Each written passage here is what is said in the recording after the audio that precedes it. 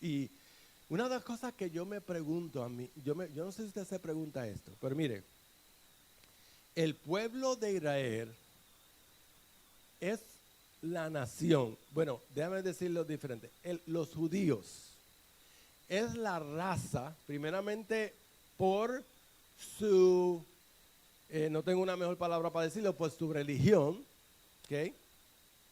Por su religión y después por raza, ha sido uno de los pueblos más perseguidos y maltratados del mundo completo. Mire, completo. Y yo, ¿sabe qué? Para asesorarme de eso, yo busqué la historia. No hay un país que se compare, hermano. No hay un país que se compare. Mire para que usted vea. Nosotros los cristianos sabemos durante el Viejo Testamento que el pueblo de Israel sufrió desde el principio. La nación de Israel fue formada en Egipto y fueron formadas como esclavos. Es más, mire, antes de eso, el nombre que el Señor le cambió a Jacob y le puso Israel, quiere decir el que lucha. Eso es lo que quiere decir Israel, el que lucha. Se formó el pueblo, ustedes saben, en el Viejo Testamento, en Egipto, esclavizados. Salieron al desierto, en el desierto no les fue fácil, tuvieron un sinnúmero de batallas. Para entrar a la tierra prometida, continuaron peleando. Poderoso Dios. Y las cosas que sucedieron aún entre los mismos hermanos. Y yo no quiero decirle con esto, con lo que nosotros vamos a decirlo, que nosotros estamos escogiendo lados, ¿sabe? Estamos explicando específicamente con el pueblo de Israel. Así que mire, en la Biblia, cuando usted busca el pueblo de Israel, es una nación que ha sido una nación sufrida. Y sin embargo, fíjese, una nación, la nación más sufrida, la raza más sufrida del mundo, y sin embargo, es una raza y una nación única en los ojos de Dios. Fíjese para que usted vea, no hay ninguna otra nación que se pueda llamar esposa de Jehová. Este es Israel, ¿sabe? En el capítulo 7 de Deuteronomio, versículo 7, él dice, mire, de entre todas las naciones yo te escogí a ti, no porque era la más linda o la más próspera, sino por amor. Fíjese, a pesar de que es una nación única, y no solamente eso, las cosas que han hecho los judíos en el mundo completo han sido bien sensibles desde el punto de vista humanitario y sin embargo, ha sido una nación que continúa sufriendo. Por eso, poderoso Dios. La nación de Israel siempre aparece oprimida, siempre asediada, maltratada, masacrada, perseguida y acosada. Esa es la... Es más, ahora yo le voy a dar, es para que usted vea. Y mire, y esta historia es un poquito larga, pero imagínese, si usted se cansa de oír esta historia, imagínense lo mucho que se han cansado los judíos de vivirla. Eso es lo que yo quiero que usted entienda. Mire, primeramente, esto es después de Cristo. Después de Cristo, en el 68, los gentiles de Cesarea habían matado 20,000 judíos y habían capturado miles más y los vendían como esclavos. Eso en el 68, 30 años después que nuestro Señor Jesucristo ya no vivía aquí en la tierra. En el año 70 los romanos destruyeron a Jerusalén y el templo, y de ahí en adelante, en vez de Israel, esa área se comenzó a llamar Judea. Un general romano llamado Tito, luego hizo sitio a la ciudad, y antes de que terminara, más de 1,000,000 de judíos fueron asesinados para ese tiempo. Poderoso Dios. Algunos se escaparon hacia Damasco, que está al noroeste de Israel, y 10,000 judíos en Damasco fueron degollados. Estoy solamente en 2 de las cosas que le sucedieron al pueblo de Israel. En el año 131 al 35, los judíos se rebelan y los romanos le cambian el nombre de Judea, le habían cambiado desde Israel a Judea, y después de Judea se lo cambian a Palestina.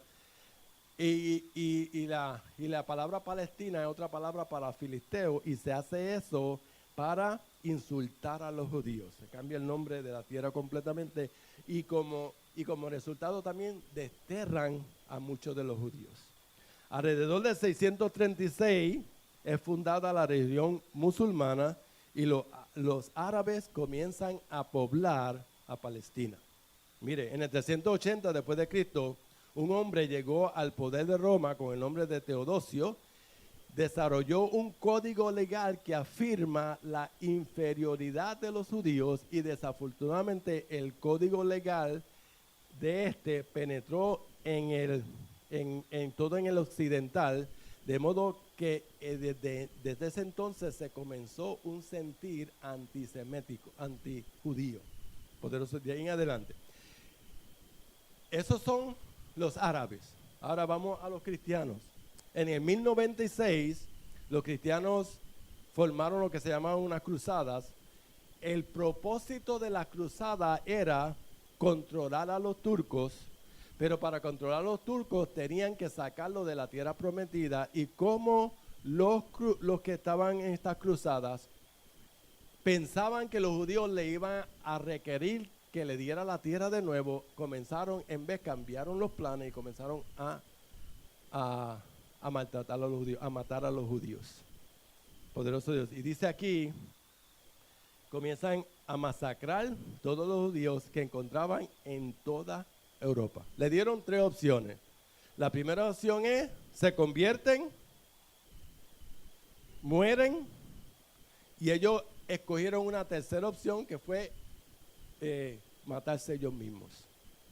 Eso estamos hablando de mí. Esto es historia, ¿sabe? Estoy hablando de historia. Esto no es Biblia. Estoy hablando de historia.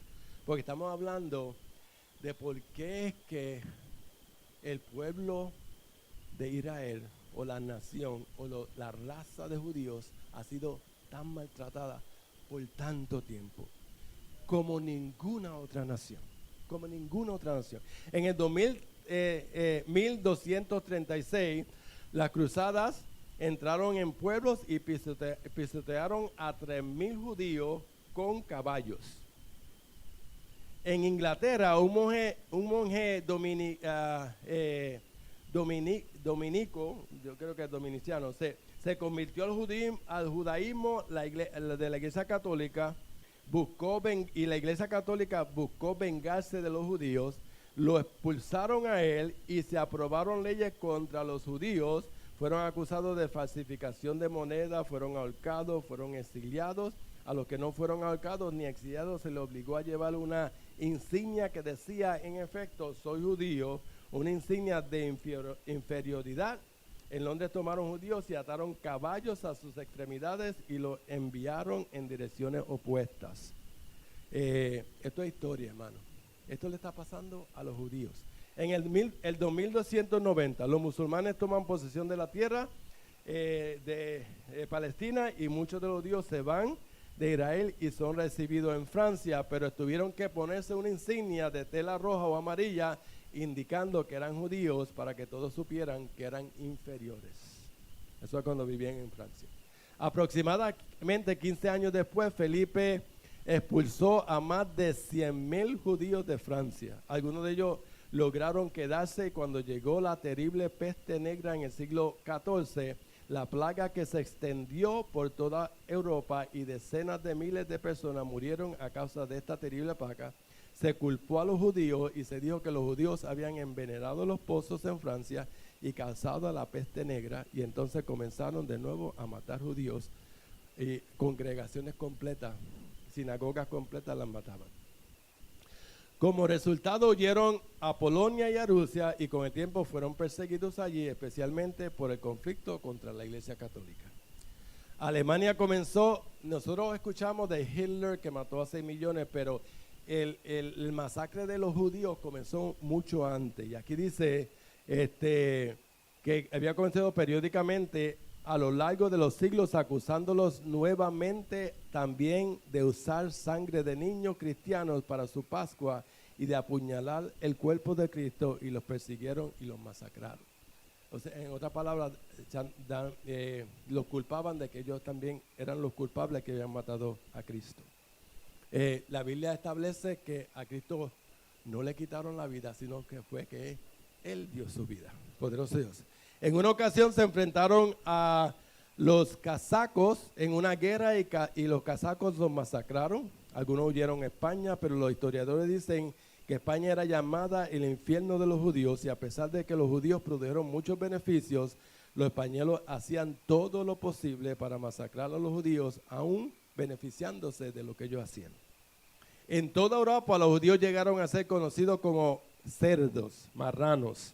En España todos los judíos debían llevar una marca compuesta por una serie de cruces ardientes.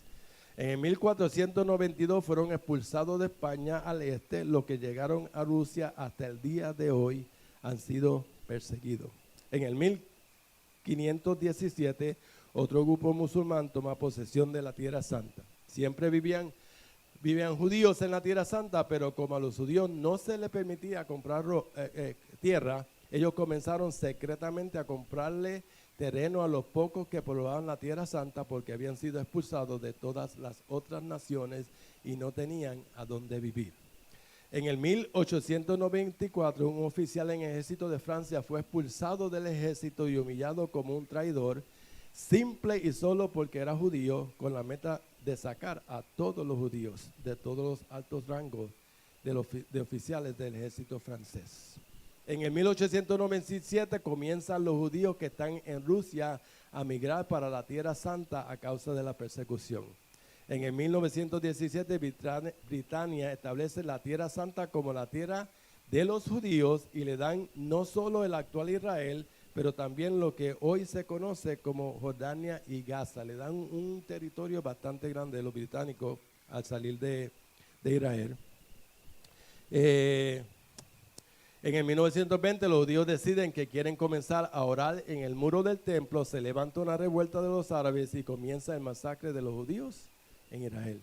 Después de la Primera Guerra Mundial, Britania le quita el área de Jordania a Israel y se lo da a los... Britania le quita el área de Jordania a Israel y se lo da a los árabes. En el 1929 al 37 hay una revuelta y le quitan más áreas de Israel a los judíos, a pesar de que ellos están provocando prosperidad en la tierra. En 1939 se reduce la cantidad de judíos que se pueden mudar para Israel a 75,000 por año. Cuando llega la Segunda Guerra Mundial, hay 16.5 millones de judíos en Europa. Llegó Hitler y luego, increíble e indescriptiblemente, Holocausto exterminó a casi 6 millones de judíos. Solo que esta vez la diferencia era que era basado en raza y no en religión. En 1947 los británicos terminan su reinado en Israel y le pasan la responsabilidad de resolver el conflicto a las Naciones Unidas, quien le quitan aún más tierra a los judíos y ellos lo aceptan aún. Ya lo que me faltan son 2 páginas nada más, ¿sabes? Con estos, los árabes están satisfechos y levantan guerras a los judíos y matan a los que no pueden defenderse. En 1948 los israelitas se independizan de los árabes, estando todos juntos ahí, y se declaran una nación en el pedazo que ellos tenían. Cuando hacen la declaración dicen que ellos quieren una nación independiente, pero que quieren que los árabes se queden con ellos y convivan con ellos.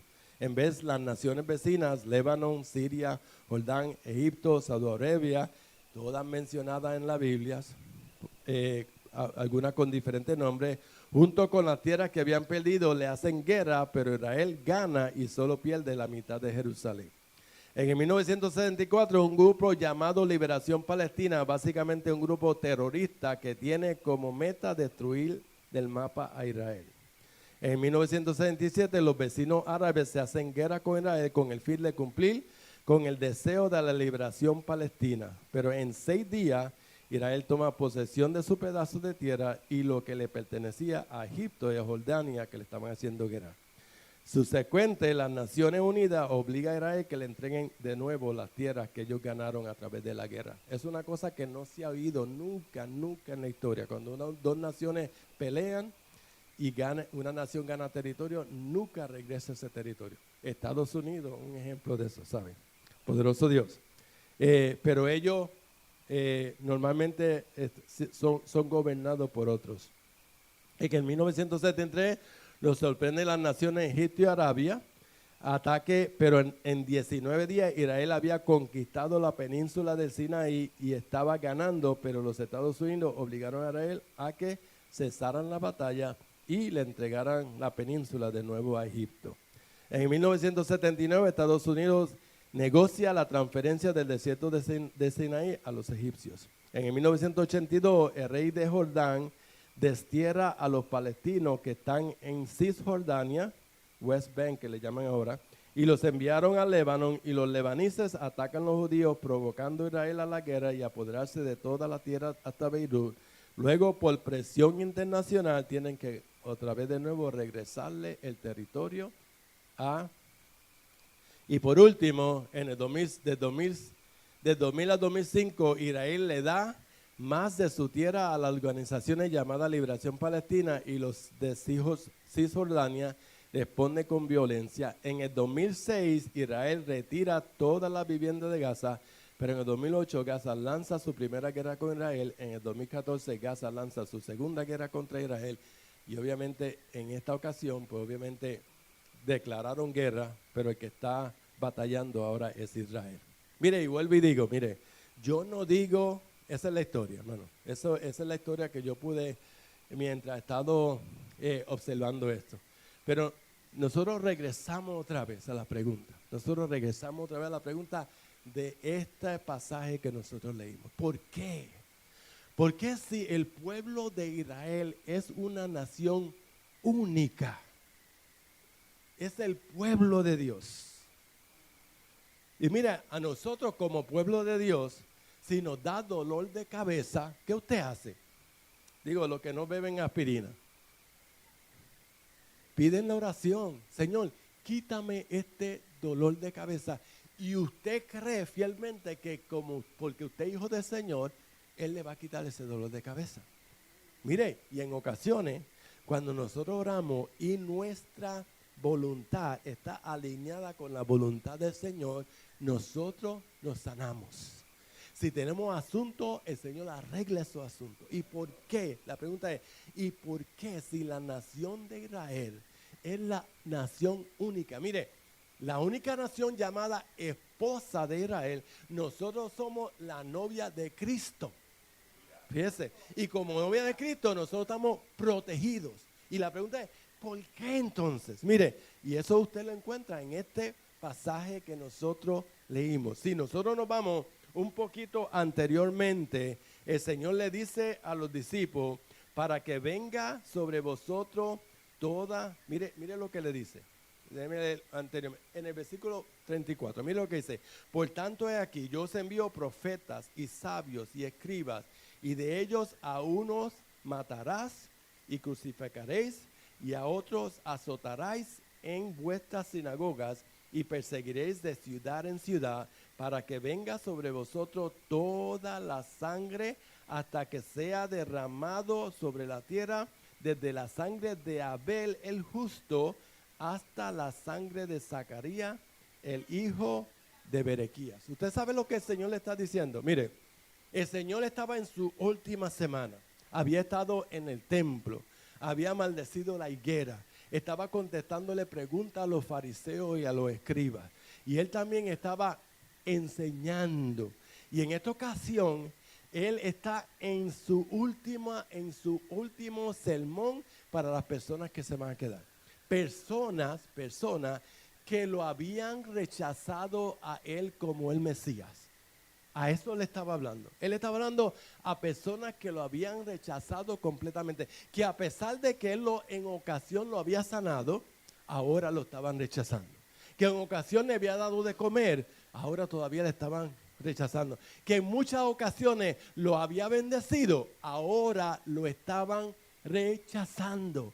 Y él le dice, mire, por rechazarme a mí, ustedes van a ser culpables de todos los que han derramado sangre desde Abel hasta Zacarías. Y este no es Zacarías profetas de la Biblia, pero lo que se entiende es que fue una persona que murió rechazado también, representante de Dios que murió rechazado. Por eso dice la Biblia que el Señor le está dando, le está diciendo al pueblo de Israel, ¿sabe qué? Ustedes van a ser culpables, no culpables, ustedes van a pagar por la sangre de todos los que han derramado sangre a favor mío, desde Abel, que fue el primer hombre en la tierra que murió a través de su hermano, hasta Zacarías, poderoso Dios. Pero mire, de todas las personas en la Biblia que hablan del infierno, el más que habla del infierno es nuestro Señor Jesucristo, pero también es el más cualificado que está para hablar del infierno. Le voy a decir por qué. Porque nosotros comenzamos a leer aquí que cuando Él le va a dar la sentencia al pueblo de Israel, Él comienza con una forma bien, pero que bien amorosa. Esa palabra Jerusalén, Jerusalén, después de Él tanto tiempo haber tratado con el pueblo de Israel, ahora le está diciendo Jerusalén, Jerusalén. Cuando yo escucho esas palabras, me acuerdo del rey David, cuando su hijo Absalón le estaba haciendo daño y estaba buscando hasta para usurpar su reinado y para matarlo. Y David, cuando le notifican que Absalón murió, David dice, Absalón, Absalón, hubiese sido yo el que hubiese muerto. El Señor Jesucristo mismo lo había usado en ocasiones. Cuando Marta estaba triste porque su hermano había muerto, Él cuando se dirige a Marta dice, Marta, Marta, no te he dicho. Poderoso Dios. En ocasiones también cuando Pedro estaba haciendo cosas que no debía hacer, él también se dirige a Pedro y dice, Pedro, Pedro, poderoso Dios. Cuando Pablo está persiguiendo a los cristianos y el Señor se le aparece, ¿qué es lo que le dice a él? Pablo, Pablo, ¿por qué me persigues? Poderoso Dios. Así que mire, a pesar de que Él le está dando una sentencia al pueblo de Israel, a la misma vez lo está haciendo con compasión. Poderoso Dios. No hay una persona más compasiva que nuestro Señor Jesucristo. Poderoso Dios. No sé si Él ha sido compasivo con usted, ¿sabe? Pero conmigo Él ha sido compasivo. No hay más nadie. Es más, Salmos 36:7 dice, cuán preciosa, oh Dios, es tu misericordia. Por eso los hijos de los hombres se amparan bajo la sombra de tu ala, poderoso Dios. No hay una persona más compasiva que nuestro Señor Jesucristo, y aún con eso está sentenciando a los judíos en esta ocasión. Poderoso Dios, fíjese para que usted vea, y lo está sentenciando, poderoso. Y después le dice, mira, Israel, tú que matas profetas y apedreas a los que yo he enviado, poderoso Dios. Ellos habían rechazado a Dios. En el mensaje de la semana pasada, al principio del capítulo 23, él dice que le hacen daño a las personas que quieren buscar de Dios.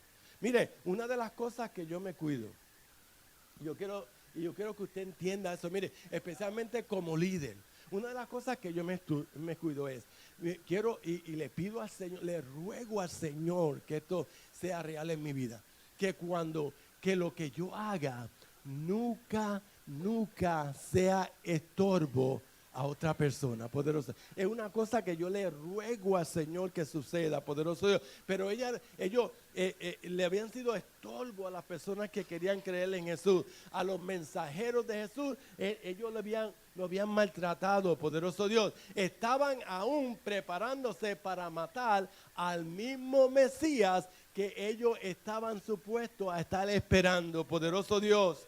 Mire, y lo que le está diciendo Jesús a ellos es, yo le voy a dar amor fuerte a ustedes.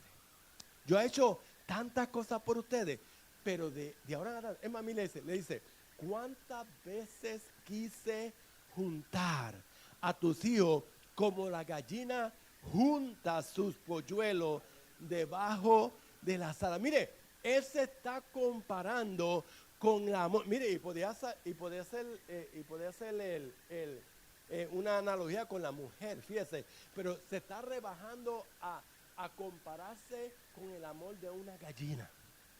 Mire, yo no sé si usted ha tenido, en los países de nosotros, estoy seguro que el que ha vivido en uno de nuestros países, yo estoy seguro que ha tenido esta experiencia. Pero las personas que tienen gallinas, yo viví en Puerto Rico en una casa de madera con mi abuelo por un tiempo que estaba rodeado de un cañaveral. Y para cortar caña, usted lo podía hacer de dos formas. Podía cortar la caña verde o la podía quemar antes de cortarla. La razón por la que la quemaba es porque cuando la caña es verde y usted la agarra así para cortarla, hay unas espinitas que salen de la caña, que es lo que protege a la caña, y esas espinitas se le meten a usted en la mano y eso, imagínese, y usted, cuando estamos hablando de caña, mire, a usted le daban, si usted picaba caña, le daban 3 líneas y la línea llegaba hasta pasar esa casa para allá, ¿sabe? Que si usted no se hincaba la primera vez que agarraba, tarde o temprano, cuando seguía, se iba a hincar. ¿Sabe lo que hacían para no hincarse? Quemaban la caña. Alguien iba y hacía un fuego controlado, quemaban la caña y cuando usted iba a cortar la caña ya no tenía esas espinas. Poderoso Dios. ¿Sabe lo que sucedía cuando en mi vecindad hacían eso? Que de vez en cuando se encontraban gallinas dentro del cañaveral. Y las gallinas estaban puestecitas así, pero cuando usted le abría la ala a las gallinitas, salían un montón de pollitos vivos. La gallina muerta, pero los pollitos vivos.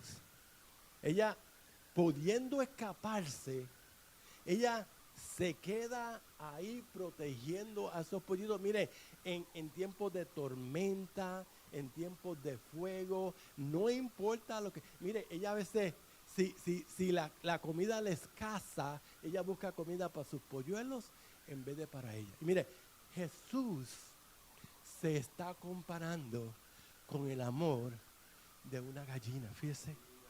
Aún condenando a los judíos, le está diciendo, mire, cuántas veces yo quise juntarse, y mire lo que dice, pero tú no quisiste. Mire, a veces nosotros a veces pensamos que estamos aceptando, ¿sabe? Pero lo que usted hace demuestra si verdaderamente usted ha aceptado al Señor. Él dice, tantas veces que yo lo hice. Mire, yo quiero decirle que el Señor, en todo lo bueno que usted recibe, el Señor está tratando de acercarse a usted. Y usted, todas las veces que recibe algo bueno del Señor, usted está recibiendo una invitación y usted está haciendo una decisión. Y si usted no le está diciendo al Señor, Señor, yo te agradezco por esto que tú me has dado a mí, me voy a someter completamente a mí, usted está rechazando al Señor.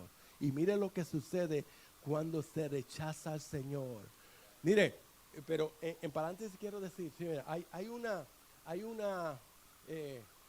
¿cómo se dice? Una doctrina que sugiere que la gracia de Dios es irresistible.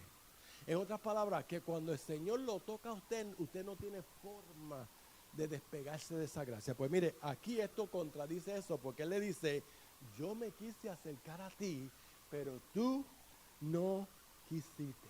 Y miren lo que dice, a causa de eso, vuestra casa os es dejada desierta. Mire, en otras palabras, todo esto que ha estado sufriendo el pueblo de Israel, que es pueblo único de Dios, lo está sufriendo porque el Señor lo condenó a pagar por los pecados de todos los que habían muerto por causa de su nombre. Fíjese, para que usted vea. Pero mire lo lindo de esto. Mire lo lindo. Lo lindo de esto es que ese no es el final del pueblo de Israel. Por eso es que yo digo que es amor fuerte. Él le dice, mire, en un tiempo no me verás hasta que. No me verás hasta que. Poderoso. Hasta que el pueblo de Israel diga, bendito el que viene en el nombre del Señor. Poderoso. Yo no sé cuál es su postura con Israel. Bueno, la Biblia en Salmo 122 dice que nosotros tenemos que orar por la paz de Israel. Pero la solución de Israel es que ellos miren al cielo y digan, bendito es el que viene, bendito es Jesús en el nombre de Israel. Poderoso Dios, fíjese, cuando ellos hagan, mire, si usted está orando por la paz de Israel, usted está orando que el pueblo de Israel mire hacia los cielos. Y Zacarías 14 dice que cuando ellos hagan eso, el Señor regresará por segunda vez y ellos recibirán la esperanza que ellos merecen cuando digan bendito es el que viene en el nombre del Señor. Ahora mire, esta es la aplicación y en oración y termino. Mire la aplicación. Si el Señor, a su esposa única, que nunca se va a divorciar de ella, ¿sabes? Es de él, que todavía no ha terminado con ella. Le mostró un amor tan fuerte que hasta el día de hoy todavía ellos lo están sufriendo. Y lo único que tienen que decirle es bendito el que viene en el nombre del Señor. ¿Qué usted cree que le va a pasar a las personas ahora, durante de la gracia, que todavía no han dicho, Señor, bendito tú eres el que viene en el nombre del Señor, poderoso Dios? Mire, le voy a decir algo, ¿sabe? El cielo es real, pero también el infierno es tan real. Y si el Señor hace esto con el pueblo de Israel, es menester que usted entienda que a usted también el Señor le está dando una oportunidad y usted no debe salir de aquí en este día a menos que usted no confiese que bendito es el que viene en el nombre del Señor. Poderoso Dios, adoramos a Dios. Dios le bendiga, Dios le guarde, nos ponemos de pie.